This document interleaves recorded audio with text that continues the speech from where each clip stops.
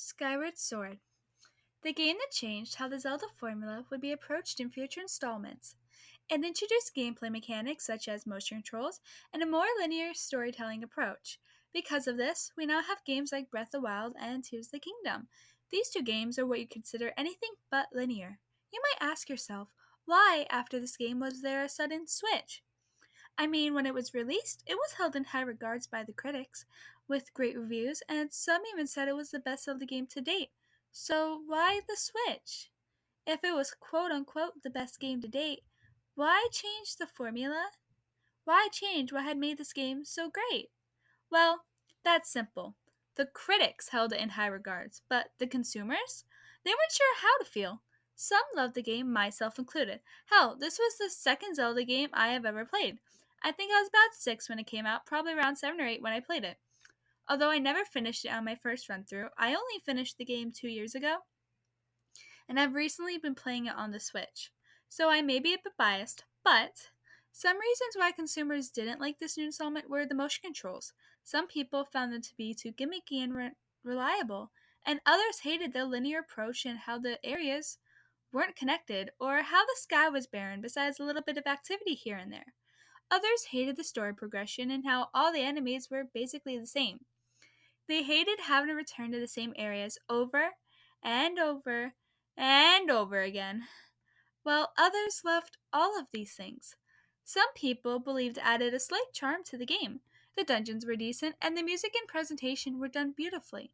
Many people loved the story that was being told and the relationship between Link and Zelda in this installment.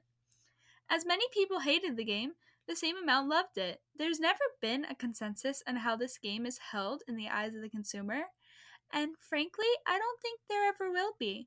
And that might be for the best. Some view it as the best game they played, and others view it as the worst. Honestly, I think that is kind of fitting for this game.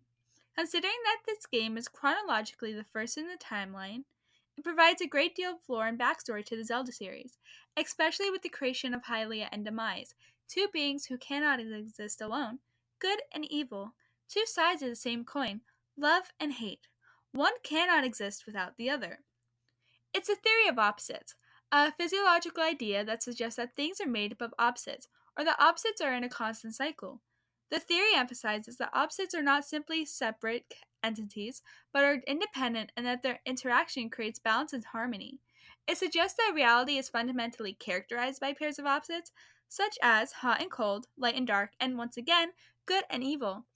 And some interpretations of this theory move beyond the idea of simple opposition, suggesting that opposites are not necessarily in conflict, but rather complementary and necessary for each other's existence. This concept adds depth to the story and to the fanbase itself. At the end of the game, Demise utters a curse that goes as follows: "My hate never perishes. It is born anew in a cycle with no end. I will rise again. Those like you, those who share the blood and the spirit of the hero, they are eternally bound to this curse. An incarnation of my hatred shall ever follow your kind, dooming them to wander a blood-soaked sea of darkness for all time." This curse helps add depth to the fact that this game was made with the theory of opposites in mind, and honestly, I think that theory can be used to adjust the consumer base as well. After all, what some of the consumers love, the others hate. With this said, I think it's reasonable to bring up the Zelda cycle. If you don't know what I'm talking about, the Zelda cycle is used to address the fan base's opinions towards each new Zelda game. Now, this is normally shown by the fan base loving and praising a game the second it comes out. Only, for a couple of months later, the community turns on its head and has nothing to say about this game other than the amount of hate and the distaste they have for it. Then, a few years later, after they started to hate the game, the community will once again turn on its head and begin to praise said game. This is a cycle, and it has happened with every Zelda game known to date. The latest game to be introduced into this cycle is Echoes of Wisdom, the latest game in the franchise. So, this is not a new concept that the fanbase is split 50-50 on a game. It is more common than you would believe, and with that, I find it so interesting how it is be able to tie it into the game itself. Skyward Sword was a game that took 5 years to make. It was made with some problems from Twilight Princess in mind, one of those problems being the motion controls. In Twilight Princess, Skyward Sword's predecessor, They were used as nothing more than a glorified button, but in Skyward Sword, the way you moved mattered so much more. The next one is that Hyrule Field in Twilight Princess was too big. They had tried to fix this by sectioning off the areas into smaller parts that were then connected by a big hub where most of the side content was held. Skyward Sword was made to fix the problems that the fans had with the previous game. The same could be said about Twilight Princess, but that is a discussion for another day. There are others, but those were the main problems Nintendo wanted to fix. And fix is an interesting word in this situation. Some fans liked what they did, and others hated it. Some fans appreciated the changes made in Skyward Sword, as it added a new level of immersion and challenge to the gameplay. However, others felt that the game was way too linear and that the gameplay was not fun due to the amped up motion controls. Some even found it hard to play with motion controls due to disabilities. Using these mixed reactions, Nintendo would once again go on and use the feedback to improve future games in the series. From here on, I would like to discuss what I think Skyward Sword did right and what I think it did wrong. Now remember, this is how I see things, nothing more. If you have a different feel on the matter, I would love to hear so in the comments, because after all, there are always two sides to a story, and I love hearing what other people have to think and say, as I like picking people's brains apart, and it gives you a different insight into a situation. Now, first, the pros. Personally, I think the motion controls were a nice touch, at least on the Wii. It helped me feel more immersed in the gameplay because if my movements were off, I'd have to try again until I hit the target. Now, I can say yes, the motion controls weren't always 100% correct. It would disconnect every now and then and throw off the immersion. But Skyward Sword did take full use of motion range, and it was a unique experience because of it. For instance, in combat scenarios, the players had to physically aim using the remote instead of relying on traditional Z targeting. Additionally, using the nunchuck to draw the bow added a level of immersion that deepened the immersion. The Wii remote also had a rumble sound, signaling when you struck with your sword or any of your weapons. With this in mind, considering the tech we were working with, the Wii Motion Plus actually did a decent job of keeping up with the player's movement, as I had to register said movement and try to accurately recreate it on the screen in real time. With this, I can also say that yes, the motion controls are frustrating, but they're also fun. Now, I can say that sometimes the motion controls not working was completely my fault and not the fault of the game. Sometimes I would swing too hard or too wildly, and therefore the sword on the screen does the same. I can't fault it for doing so if it was only trying to capture my movements, and even so, this was more uncommon than anything. Having the motion controls on the Wii helped with immersion, and since the Wii had a sensor bar, it was easier to keep the motion controls in check, only have to recalibrate after hours upon hours of gameplay, at least in my personal experience. It helped the player fall into the game more, but on the Switch, that's a different story that we'll circle back to in just a little bit. Skyward Sword has one of the longest storylines in the series, taking up 60 hours to 100 complete the game and about 35 to 40 hours for a casual playthrough. The story starts out slow but then throws you into the action rather quickly after the tutorial section. This game slots itself as the first game canonically in the timeline, even though it's the 16th in the series. This game follows Link, who is a student at the Knights Academy on Skyloft. We start with him having a dream where he is told it will soon be time to realize his destiny. He's then woken up, and the game begins where we follow him as he goes about his normal life before everything is turned upside down. He and his friend Zelda are caught up in a tornado, and she goes missing, dragged to the surface. A place beneath the clouds, a place that is said not to exist. We follow as he goes on his journey to find and save his friend. The story in Skyward Sword is widely regarded as one of the best in the series due to its intricate character development, emotional depth, and the story's emphasis on the relationship between Link and Zelda. It adds depth to the game as this game is very story-based. Link never loses sight of his goal, and this game has a heavy development of the relationships between the characters, which many Zelda fans do enjoy, myself included. The Silent Realms present a distinctive gameplay challenge, resembling stealth scenarios while players must navigate treacherous environments while being pursued, adding a suspenseful and strategic dimension to the game. This, for me, was a very interesting portion of the game and kind of challenging. You enter these areas after finding them via dowsing. There are 4 of them in the game, 1 in each region on the surface and then 1 on Skyloft. By completing each of these trials, you are then gifted an item. The first 3 allow you to reach new areas in the region you are in, and the last one is the very last temple of the game. Inside the Silent Realms, you are tasked with finding sacred tears, 15 in total. Honestly, these trials can get a little complicated, and it's sort of timed, where once you leave the safe area, you're chased until you find a tear. You are then given 90 seconds to find the next tear before you're chased again. But if you walk in waking water or come in range of a watcher's lantern, then your timer is over and you have to quickly find a tear, which can be extremely nerve-wracking. Overall, it's an interesting segment of the game. Personally, I think the art style used in Skyward Sword was done beautifully, almost reminiscent of watercolor paintings. And with the low graphic resolution of the Wii, it worked, and it worked even better with the HD graphics.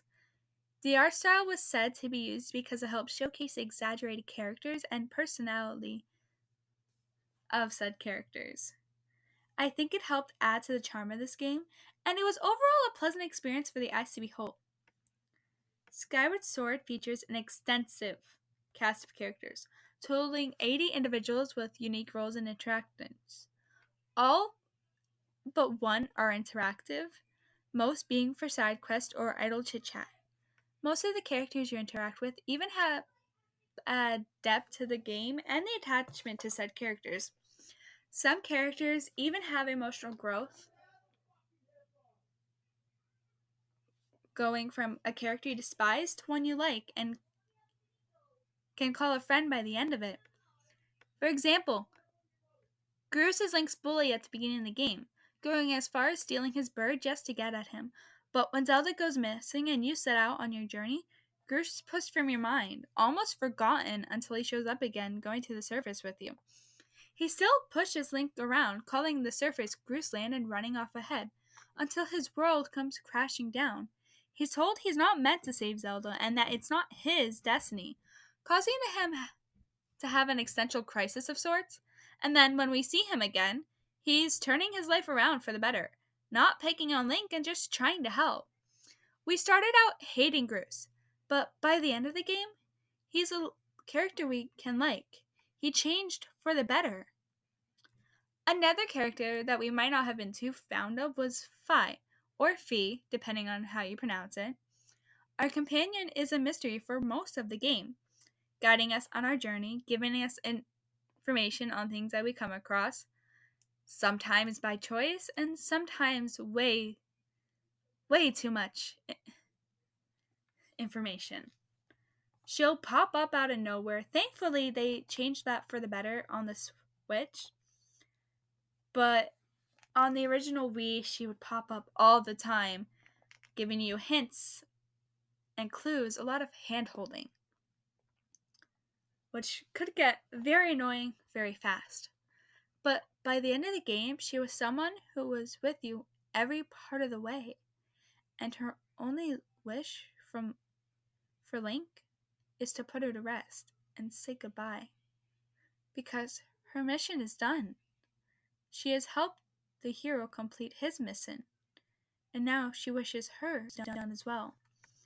And so Link does just that, putting the sword in the pedestal as requested. Fi, or Fi's farewell scene, is one that causes some tears to be shed.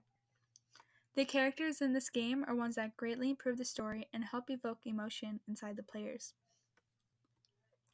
There's a good amount of equipment you can access in the game. From medals to shields, there's a variety of items that may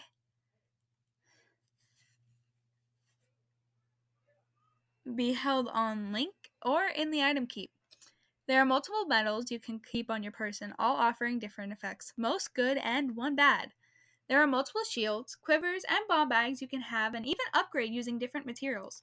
Those aren't the only upgradable equipment, though. The dungeon items that you receive can be upgraded as well, and they're used to be for more than just fighting. For example, you can just use the dust bows every in-game day to earn 20 rubies by cleaning an NPC's house. There's a wide range of items, and they are extremely used well in this installment. The final showdown is something that I can't forget. Starting with Girahim and ending with Demise, the fight is one that I greatly enjoy. The fight starts once you thought the danger was over. Girahim steals Zelda away and takes her into the past, to before we had crushed Demise. In doing so, he intends to use her to resurrect Demise. Once in the past and out of sacred grounds, you witness Girahim performing the ritual to resurrect Demise.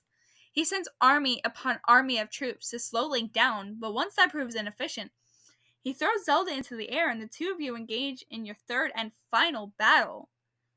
Before we get into the fight, I would like to draw back to the theory of opposites, because at this point we can see Girahim take his final form, a living weapon. If you look at the designs of him and Fi or Fi side by side, you can see the resemblance and then the differences. These two are both swords of a higher being, Fi or Fi to Hylia and Girahim to Demise. Once the fight is over and we see what the sword actually looks like, you can see how it resembles the Master Sword but looks like a twisted and dark version of it. This is another example of how the theory of opposites ties perfectly into this game. The both of them are then risen into the air on platforms and fight, Link having to push him off of the platform to attack the crystal in the middle of Girahim's chest. But by the time the fight ends, it's already too late. As Girahim reveals, the ritual had been going on. It had continued during their fight and was finally completed. And Demise is then resurrected by the imprisonment in prison swallowing Zelda's soul. And then he shows up as his true form. Intrigued by Link's courage, Demise gives you the chance to try and save Zelda's soul by facing him in a battle to the death. Demise creates a dark portal and enters, tempting Link to follow if he dares. You're met with the Demon King and a tranquil sky stretching on for miles, and then the fight begins. The two exchange powerful attacks, and when Demise eventually gets fed up, he summons a thunderstorm to attack with his own version of a Skyward strike, but he is outplayed by Link using the same tactic, and eventually finishing off with a final blow through his chest. He stumbles to his feet and commends Link, and this is when he utters a curse. Extraordinary. You stand as a paragon of your kind, human. You fight like no human or demon I have ever known. Though this is not the end, my hate never perishes. It is born anew in a cycle with no end. I will rise again. Those like you, those who share the blood of the goddess and the spirit of the hero, they are eternally bound to this curse. An incarnation of my hatred shall ever follow your kind, dooming them to wander a blood-soaked sea of darkness for all time. And then Demise is defeated. He is unsealed in the Master Sword, which is unsealed inside the Sacred Temple. This final battle is an extremely memorable one that helped provide a deeper look into the lore of the series. Skyward Sword is a game with a heavy repertoire of dungeons, a total of 7. The dungeons in this game innovate familiar gameplay mechanics in unique ways, featuring intricate puzzles and captivating boss fights intertwined with rich lore. The Skyward Temple is the first temple you encounter in your journey throughout the game. Now, you end up coming back to this temple twice in a full playthrough. For all intent purposes, Skyward serves as a good tutorial temple. It engages the player's mind, prompting them to contemplate the environment they are navigating. The area contains a diverse range of flora and fauna. This includes blue, glowing mushrooms that provide mushroom spores, as well as the fern, vines, and ivies and leaves scattered throughout the area. This helps to add to the mysterious and almost eerie aesthetic the temple holds. In the first section of the temple, the puzzle involves striking crystals, raising the water level, and spinning your sword to make eyes dizzy. The dungeon item is the beetle, which you receive after defeating Stalfos. The final area of the temple has vine puzzles you must solve to reach the boss key, and then the boss room. The boss of the temple is the demon lord Girahim. This isn't the first time we've seen him, as he was shown when we were making our way to the temple. And this isn't the last time we see him either. Later in the game, we come back to the temple to collect sacred water. This has us running through the temple once again and then fighting 3 stealth foes as the boss before we receive the water. The second temple is the Earth Temple. It's full of fire and magma and has a mix of dragon and snake theming.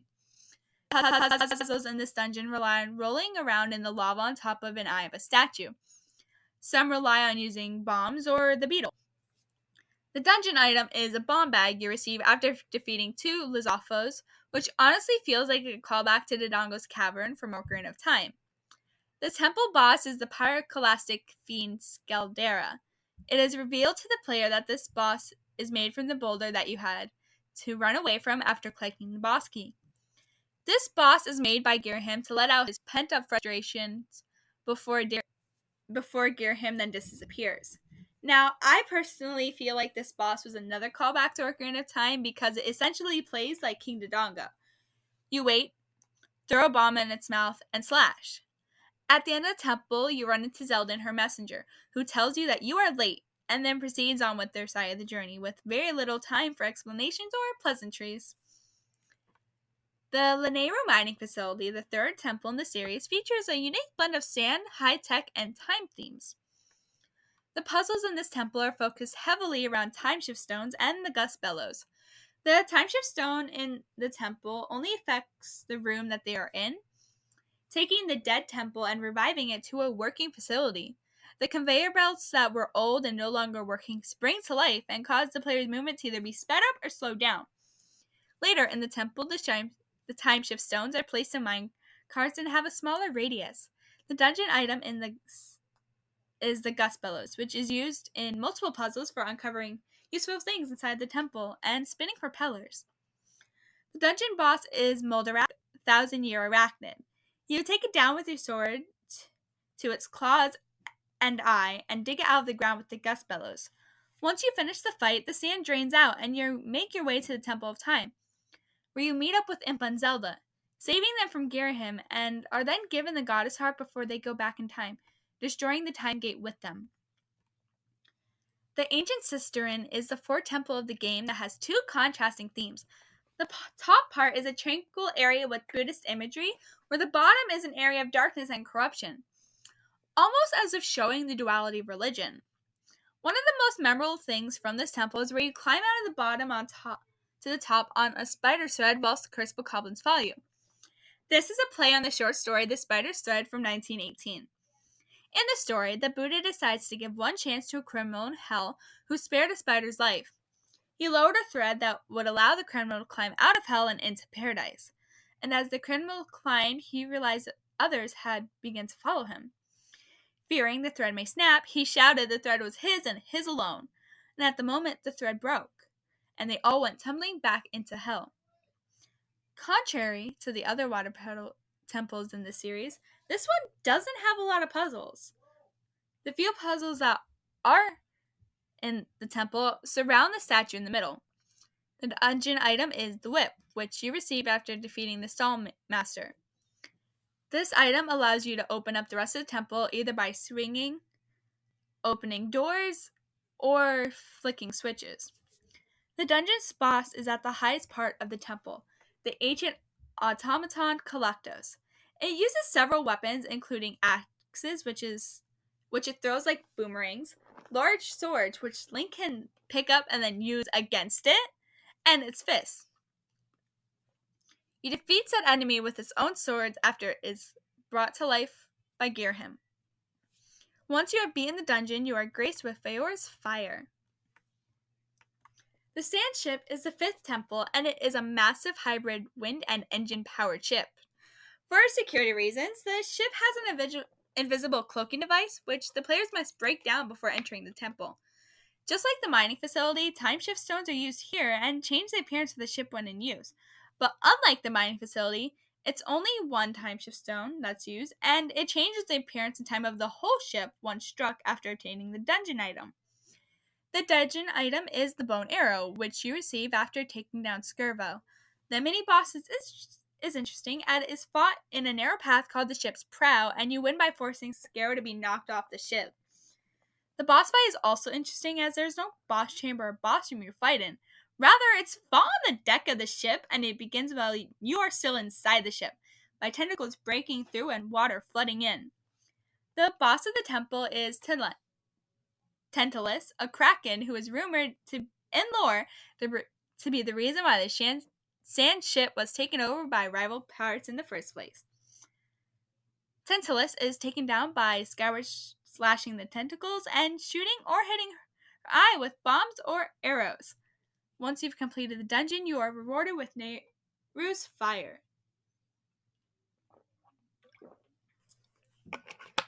The Fire Sanctuary is the 6th dungeon in the series. The temple is located inside of Elden Volcano and has an interesting aesthetic. The Fire Sanctuary features an impressive and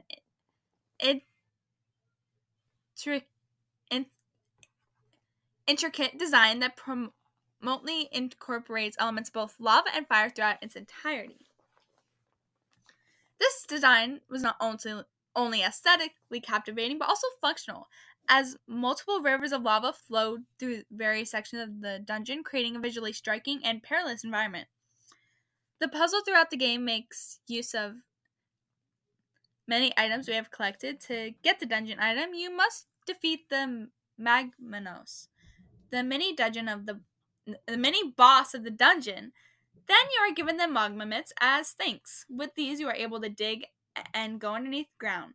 Later in the temple, there's a puzzle where you must jump down from a platform into lava, going either left or right. If you choose correctly, you get to proceed where you will soon solve a puzzle for the boss key and meet the boss. You are then faced with a second battle with Girahim. He's more frazzled and aggravated this time around, and when you beat him, you are given Din's fire. The 7th and final dungeon in the series is Skykeep. The dungeon is located in Skyloft, but is only revealed once you have finished the Song of the Heroes quest. The temple was designed by Hylia herself as a test for her trusted hero, and a way to protect the sacred relic known as the Triforce. The temple's design is made up of many squares, and each square represents an area that you have already visited in the game.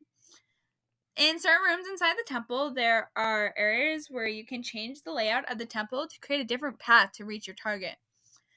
The target of this temple is to claim the 3 pieces of the Triforce. Once you have collected all 3 pieces, you are then able to make a wish for Demise to be conquered. You are then entered into a cutscene. The Triforce is placed onto the statue of the goddess, which then falls down through the clouds, landing in the sealed grounds, where the imprisoned was just about to rise up from yet again. Due to this, you finally rid the surface of the threat of Demise, at least in present time. Unlike other dungeons, Skykeep does not feature a traditional boss, but does include a couple of mini-bosses encountered in previous dungeons.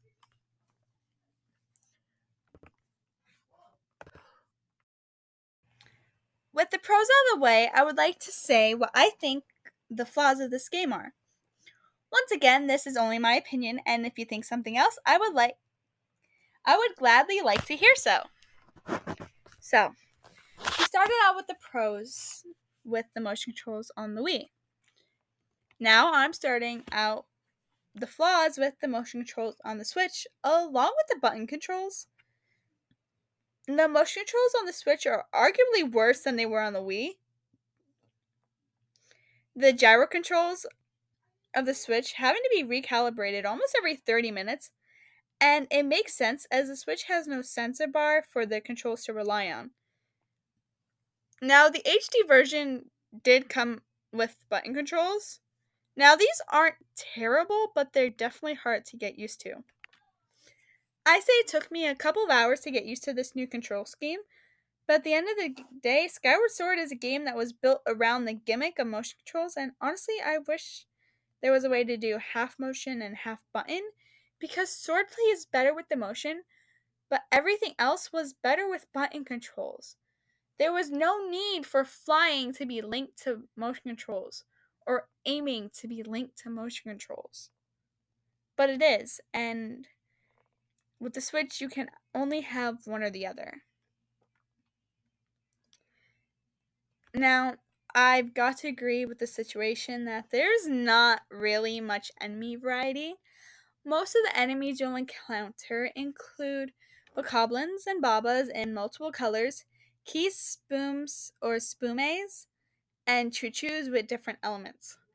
Different kinds of spiders and electrical enemies, and just mainly similar kind of enemies. Sure, you'll have a couple of region-based enemies, but other than that, the enemies you'll encounter will be copy and paste. On the topic of enemies, if you haven't noticed, I have yet to cover one main enemy that counts as a boss. And that's the imprisoned. I actively despise this boss. You fight this thing 3 different times, and it's not fun any of those times. It follows a basically similar format for each round. Stop it from reaching the top. For the first fight, you just slice at its feet to hit the spike. For the second, you slice at its feet and hands to hit the spike. And the third fight, you launch on top of it to hit the spike. It's a fight that we shouldn't have to fight so much. It was just redundant and really annoying. Moving on to the sky, I can also agree that the sky was barren compared to other games and their hubs. The sky is barren, and that's not really a lot to do up there besides a few islands with goddess cubes and side quests. There's not much I can really say. They had a big area where they could have done more with it, and ultimately, at the end of the day, they decided against it. And something this game could have done so much better is the game progression. The game progression is slow, with you returning to same areas over and over again. Some examples are when you had to fetch the fancy water basin from Pharaon, and even the hero song became redundant. I appreciated how they at least tried to spice that up, but we still have the fact that we've been here multiple times already. Okay, Farron is flooded. Swimming with motion controls was a literal nightmare, so this section kind of sucked on the Wii. During Lanayru, we once again have to return to Farron to plant a seed, and then give it to the dragon to get part of the song. And then Elden, we get mugged. We literally get mugged, and then we have to go on a scavenger hunt and stealthily get our stuff back.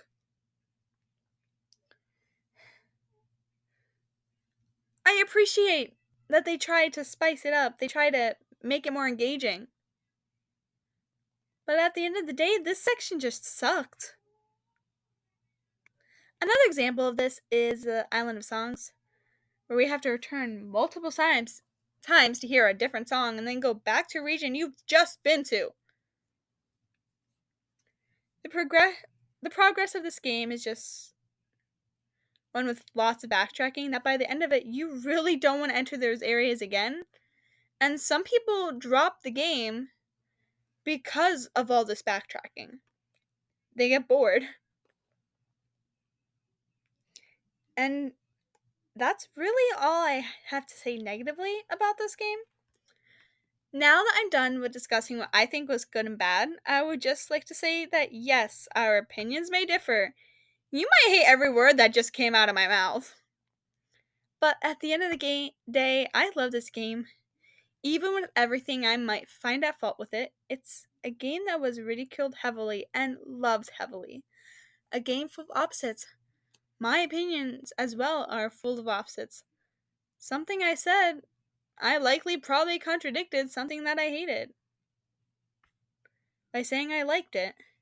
But I believe that goes hand in hand with the fact that this game is so heavily integrated with the theory of opposites of mine. Now, I thank you if you stuck around to the end. I hope you have a great day, afternoon, or night, depending on when you might be watching. And I hope to see you in the next episode. Goodbye.